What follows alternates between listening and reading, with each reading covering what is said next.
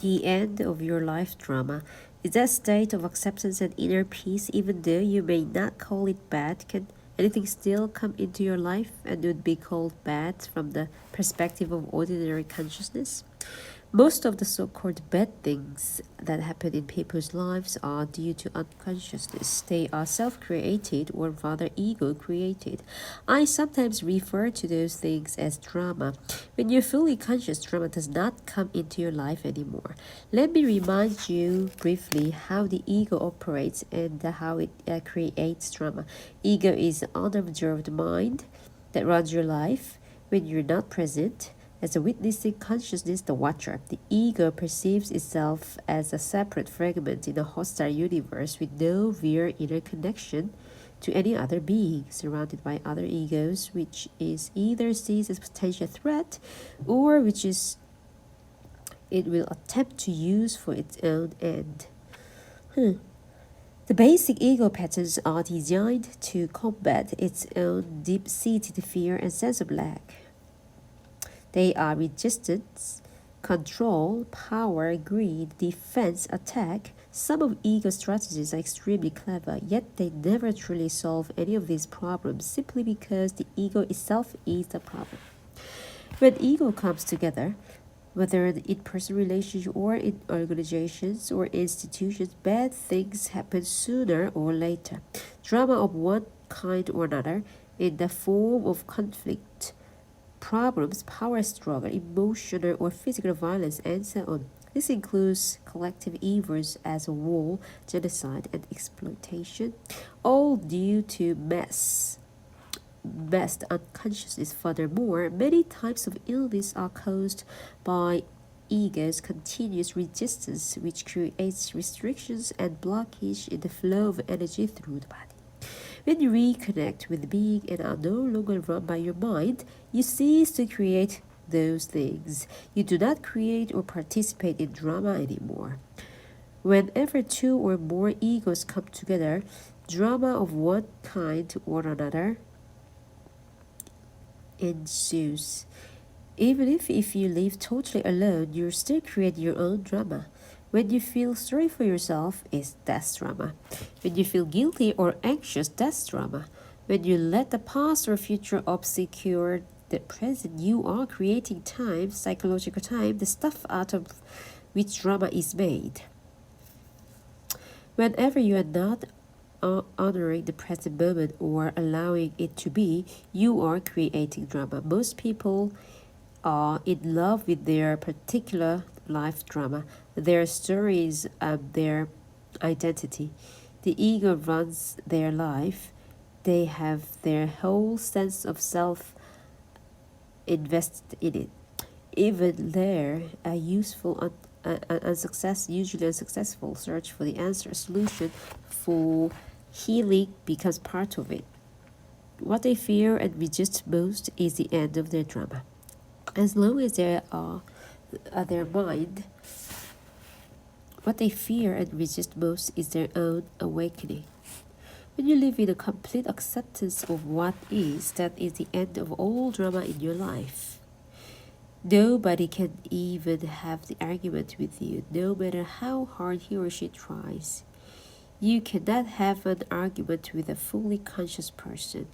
An argument implies identification with your mind and a mental position as well as resistance and reaction to the other person's position. The result is that the polar opposite becomes mutually energized. These are the mechanics of unconsciousness.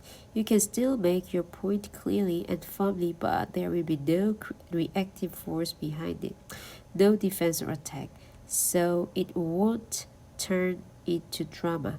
When you are fully conscious, you cease to be in conflict. No one who is at one with himself can even conceive or conflict, stated A Course in Miracles. This refers not only to conflict with other people, but more fundamentally to conflict within you, which ceases when there is no longer any clash between the demands and expectations of your mind and what is. However, as long as you are in the physical dimension and linked to the collective human psychic, physical pain, although rare, is still possible. This is not to be confused with suffering, with mental, emotional pain. All suffering is ego created and is due to resistance. Also, as long as you are in its dimension, you are still subject to its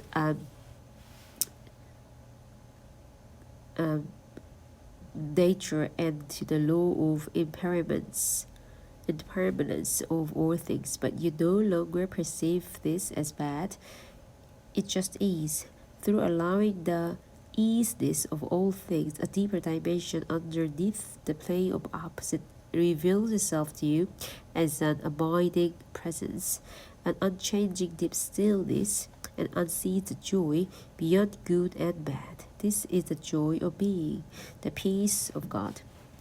On the level of form, there is birth and death and creation and destruction, growth and dissolution, or seemingly separate forms. This is reflected anywhere, everywhere. In the life cycle of a star or a planet, a physical body, a tree, flower, in the rise or fall of nations, political systems, civilizations, and in the inevitable cycle of gain and loss in life of an individual. There are cycles of success which things come to you and thrive, and cycles of failure when they wither or disintegrate, and you have to let them go in order to make room for new things to arise or for transformation to happen. If you cling and resist at that point, it means you are refusing to go with the flow of life, and you will suffer. It is not true that the up cycle is good and the down cycle bad, except the mind's judgment. Growth is usually considered positive, but nothing can grow forever. If growth, or whatever kind, would go on and on, it would eventually become monstrous and destructive. This solution is needed for new growth to happen. One cannot exist without the other. The down cycle is absolutely essential for spiritual realization. You must have felt deeply on some level and experienced some deep loss and pain to be drawn to the spiritual dimension. Or perhaps your very success become empty and meaningless and so turn out to be failure. Failure lies concealed in every success, and success in every failure.